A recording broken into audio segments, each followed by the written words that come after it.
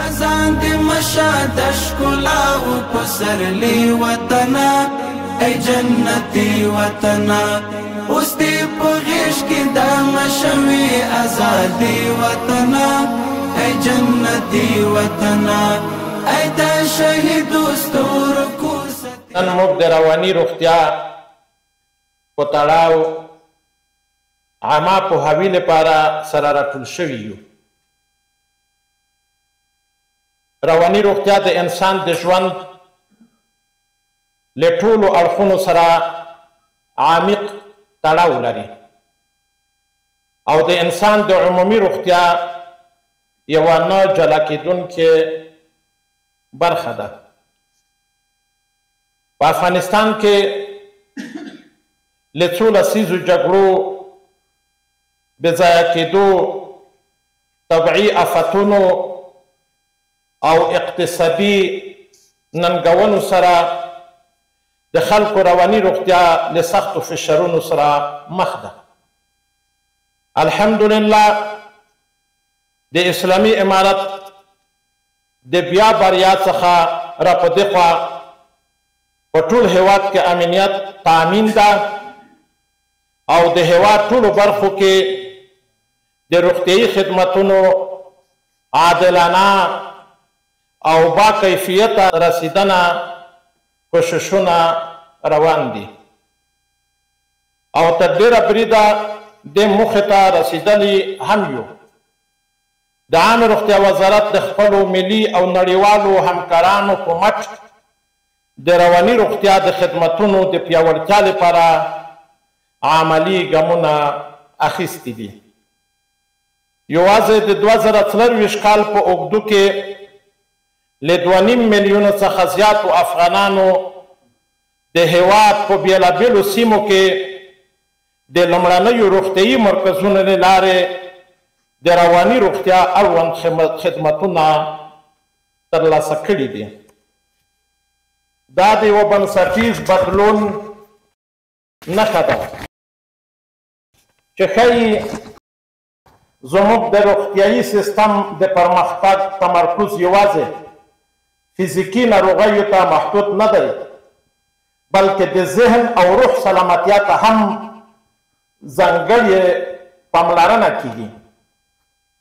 سږکال د عامې روغتیا وزارت په بیړنیو حالاتو کې د خلکو رواني روغتیا تر شعار لاندې د عامه پوهاوي غونډه ترتیب کړې ده. دا د عامې روغتیا وزارت له اړخه د رواني روغتیا څخه د ملاتړ او بشپړ ژمنتیا څرګندونه کوي. موږ د رواني روغتیا د بحث له واقعیتونو څخه سترګې نشو پټولی. د کونړ وروستۍ زلزله یوه بېلګه ده چې د فزیکي زیان ترڅنګ یې د خلکو پر احساساتو او ذهن ژور زخمونه پرېښي دي. همدارنګه د ګاونډیو هیوادونو څخه د نړیوالو اصولو برخلاف او پرته د یو منظم سیستم په جبر سره د نوموړو هیوادونو لخوا د افغان مهاجرو د بیرته راستنېدو زیاتوالی هم په دې قشر کې د رواني فشارونو د ډېروالي سبب شوی. رواني ستونزې شرم نه دی، بلکې یوه درملېدونکې ناروغي ده چې د مشورې، درک او ملاتړ له لارې یې حل ممکن دی.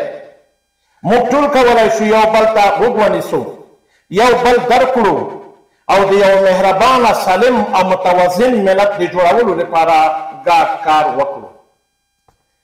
زه یو ځل بیا ډاډ درکوم د عامې روغتیا وزارت به د افغانستان د هر وګړي د رواني او فزیکي روغتیا د ساتنې لپاره له خپلو ټولو هڅو څخه کار واخلي. زموږ ژمنه دا ده چې د هیواد په ټولو سیمو کې د رواني روغتیا خدمتونه پراخ کړو، د متخصصینو ظرفیتونه لوړ کړو او د ملي او نړیوالو همکارانو په مرسته د یو داسې افغانستان په لور ګام واخلو چې خلک نه یوازې له فزیکي ناروغیو بلکې له رواني دردونو هم خلاص ژوند وکړي. رواني روغتیا د سولې، ثبات او پرمختګ اساس دی. راځئ چې د دې اساس د پیاوړتیا لپاره یو موټی شو، یو بل ته لاس ورکړو او د داسې راتلونکي لپاره کار وکړو چې هر افغان پکې د ذهن او د زړه له ارامۍ برخمن وي. د شرعي نظام په سیوري کې بقا دی لازم. یو شی چې هغه سره ذهني بېقرارۍ ته بیایي هغه بېځایه حرص دی په مال کې د دنیا په مفادو کې. دکان غواړم، مارکیټ غواړم، کلینیک غواړم، روغتون غواړم چې ځان له جوړ کما، ټریلر مې دي وي، ځمکه مې دي وي، دا ټول شیونه چې ته راجمع کې هر یو د تا نه وخت غواړي او دا هر یو ضمني مشکلات دي ورسره. نو هر کله چې دې سره ضمني مشکلات دي د تا نه وخت هم غواړي او ستا سره یو موبایل دی، دکاندار درته وایي نن سودا ناوخته راغله، د ټریلر والا درته وایي چې ټریله مې واړوله، داسې یو 4-5 ځایونه چې در باندې منفي اوازونه راغله تا روغ لیونی کوي. د دې وجې نه د مال سره محبت او دا حرص دا اول ضبط او کنټرول غواړي.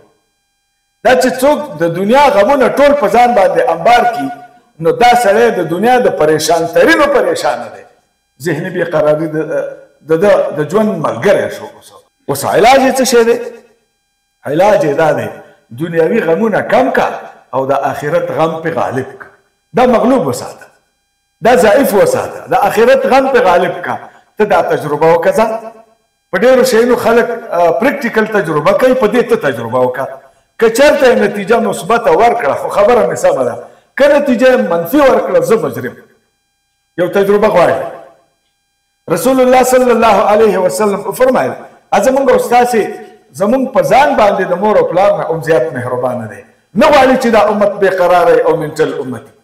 په منټل امت هغه څه کوي؟ څوک پوډري دی، څوک چرسي دی، څوک سګرټي دی، څوک نسواري دی، څوک چیلمي دی. په دغه امتي به پیغمبر څه وکړي او څه به پرې فخر وکړي؟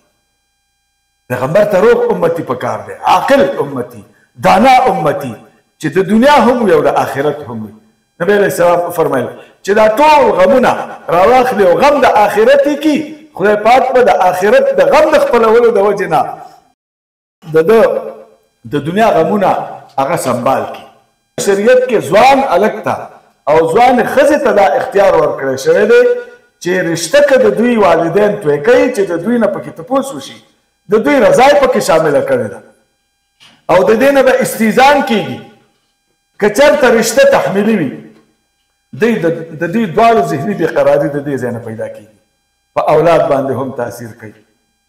بیا طلاقو ته نوبت رسیږي، بیا وهلو ټکولو ته نوبت رسیږي، تشدد ته نوبت رسیږي. ډېر عوامل لري زما محترم. د اولادونو په ښه معنا سره تربیه چې دوی بالغ شي بیا د ټینشن نه دوی خلاصوي. د والدینو په ذمه باندې تربیت دی. ډاکټر صاحب عجز له خو مریض راځي، روغ څوک نه راولي.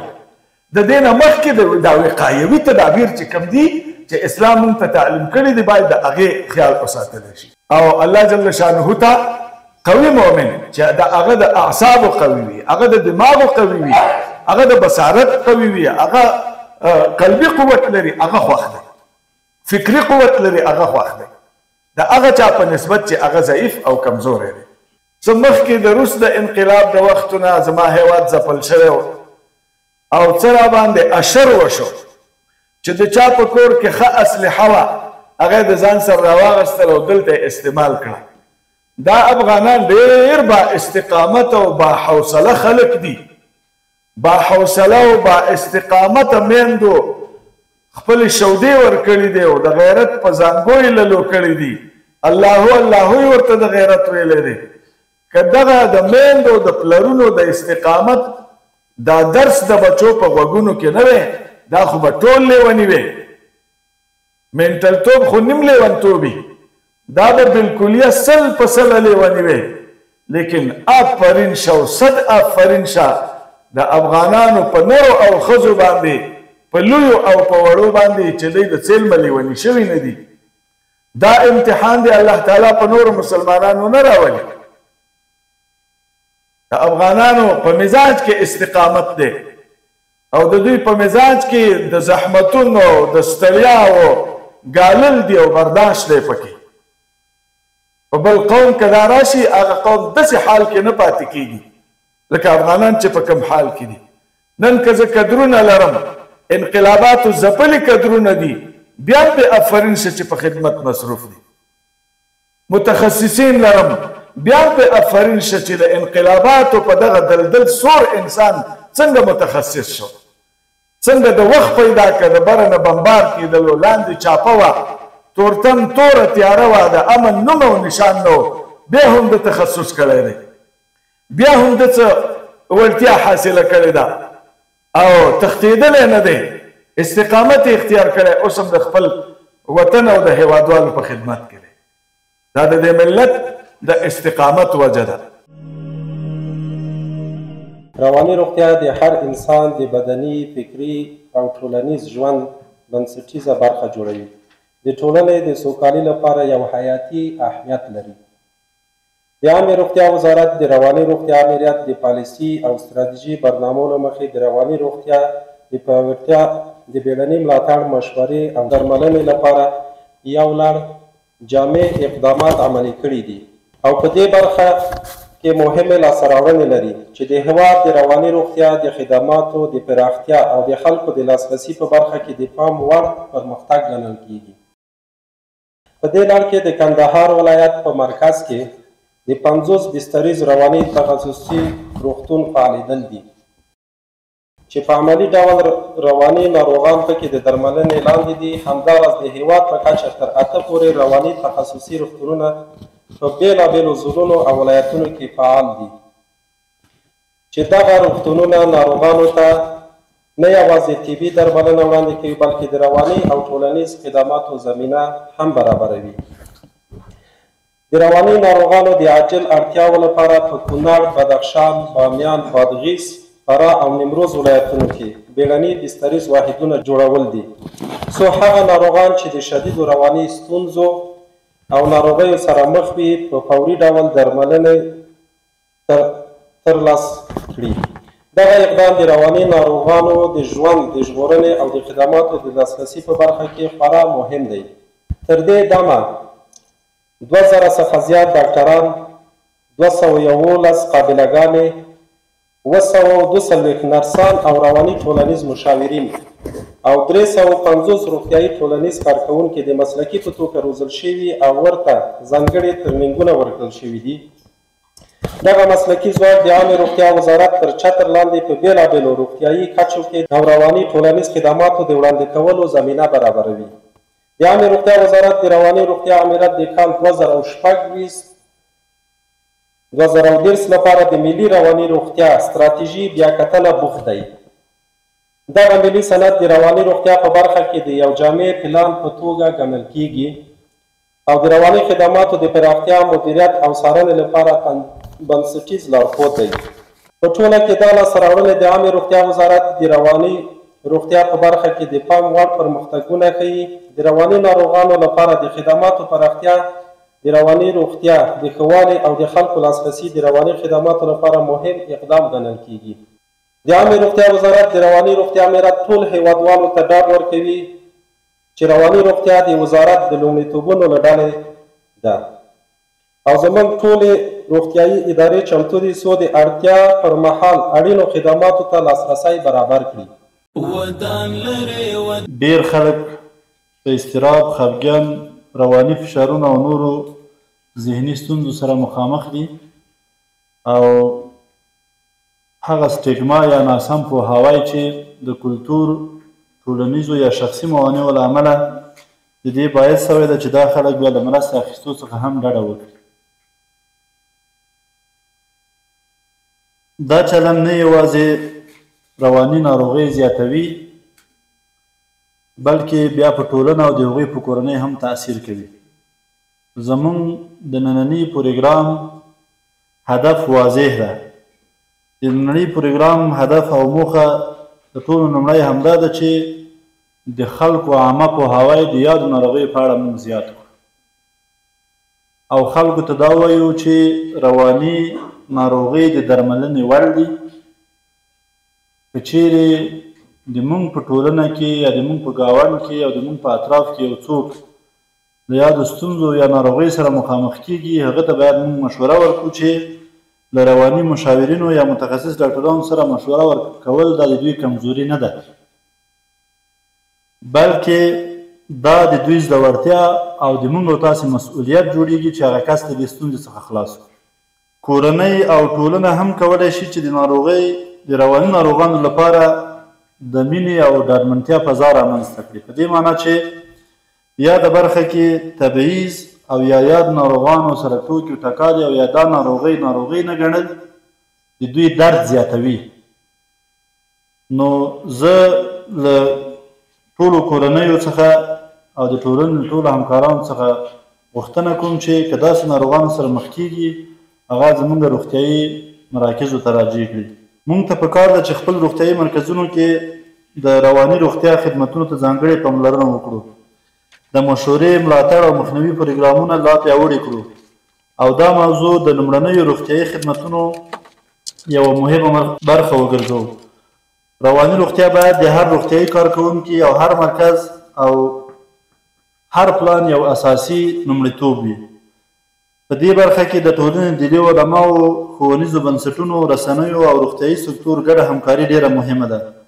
یوازې په ګډو هڅو کولی شو یوه داسې ټولنه ولرو چې خلک نه یوازې فزیکي بلکې رواني پلوه هم سالم، فعال او هوسا وي. د عامې روغتیا وزارت د خپلو کوردننه او نړیوالو بهرنیو شریکانو سره کار کوي تر څو موږ په راتلونکي کې د رواني روغتیا ملي سروې هم ترسره کړو. موږ سره متخصصین د دې برخې د عامې روغتیا متخصصین او نور په ګډه کار کوي تر څو د یاد ډپارټمنټ ستراتیژیک پلان د راتلونکي 15 کلونو لپاره لا غني او په حالاتو سره سم چې کوم ټولنه کې موجوده ستونزې دي هغو ته د حل په موخه باندې اپډیټ کړو. همدې ډول باندې به انشاءالله موږ یوه رواني ملي سروې هم انشاءالله ډیزاین کړو.